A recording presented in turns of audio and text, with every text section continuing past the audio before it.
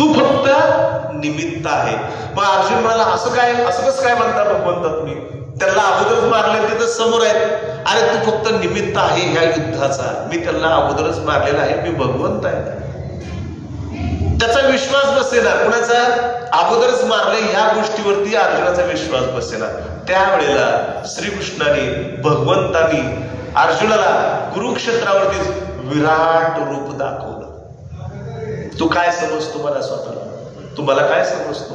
तुम्हाला सामान्य श्रीकृष्ण समजतो का?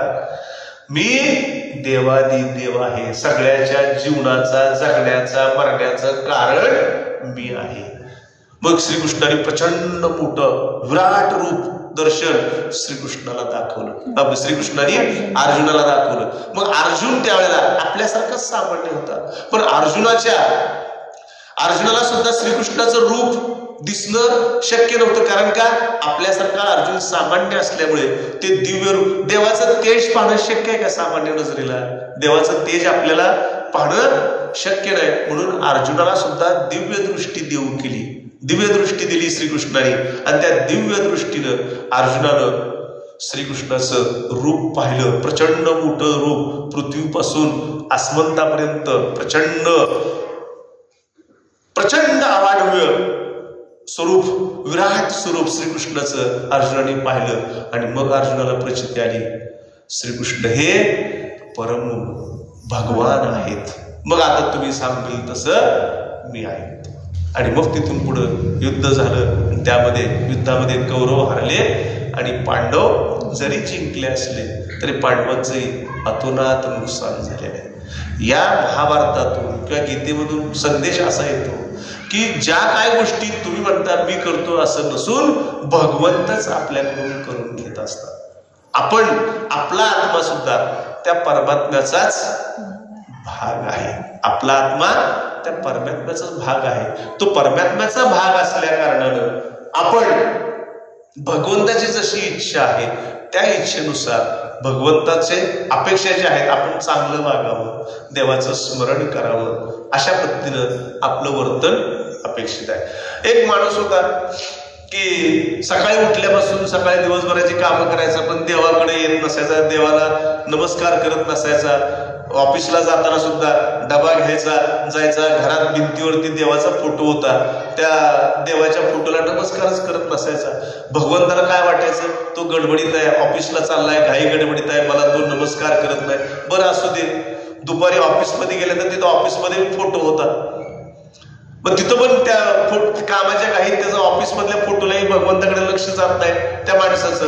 मग भगवंताकडे लक्ष गेलं नाही त्यावेळेला भगवंताला काय वाटतं, तो कामाच्या घाईत आहे, असू दे, मध्ये दुपारच्या जेवणाची वेळ होती, तर दुपारच्या जेवणाच्या वेळेला तरी मला जेवायला चला भगवंता असं म्हणल, असा देव अपेक्षा करत होता.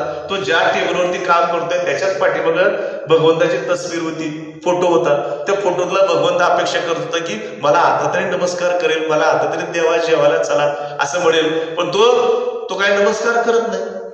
जातो, जेवण करून येतो, जेवण करून आल्यानंतर तर मला नमस्कार करेल वाटतं देवाला.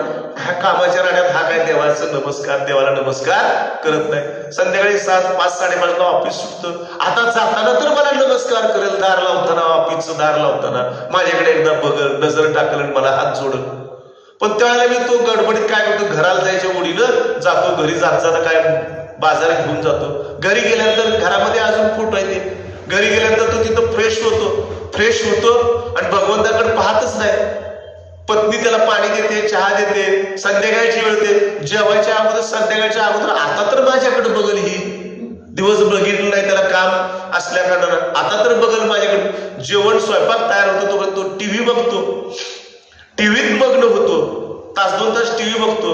परत 9ची संध्याकाळची जेवायची वेळ होते, बायको जेवायला बोलवते, आता तरी संध्याकाळी तर मला जेवायला बोलवल, मी येळभर उपाशी आहे बेट्या, तो अजून मला बघत नाही, बोलवत नाही, मला कोणी नैवेद्य दाखवलं नाही, उदबत्ती लावली नाही, मला कोणी नमस्कार केला नाही, मग मला बितडावर कशाला ठेवले.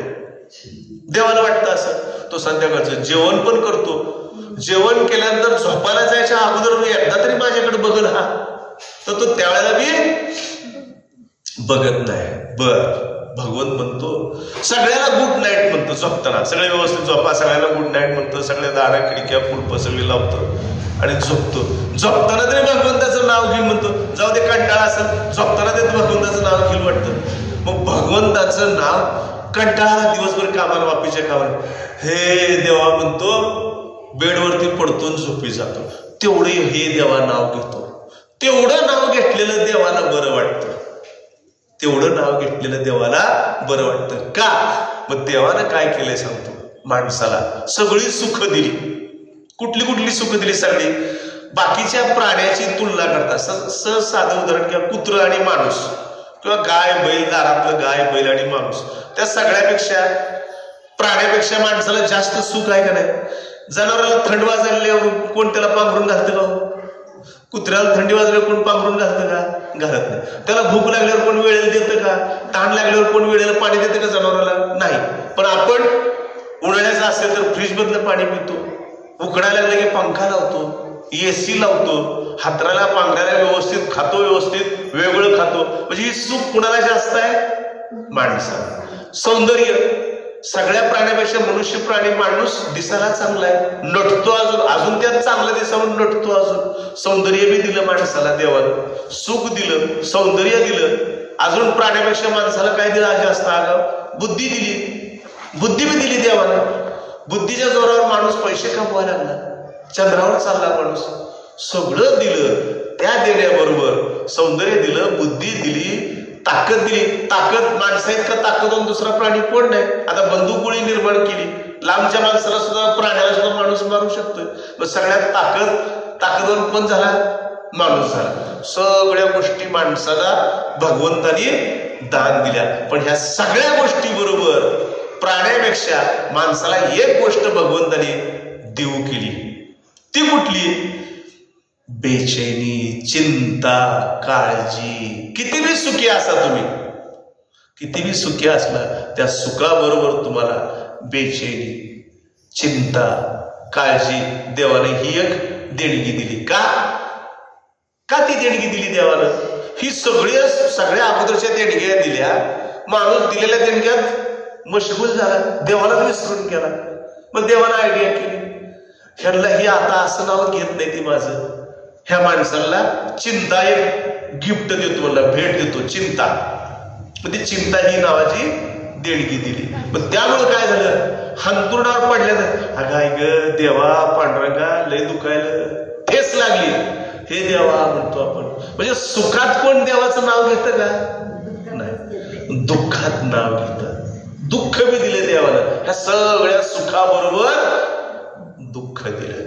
म्हणून सुखात जरी आपल्याला देवाची आठवण नाही झाली, तर दुःखात आपण आपल्याला न कळत का होईना देवाची आठवण केल्याशिवाय राहत नाही.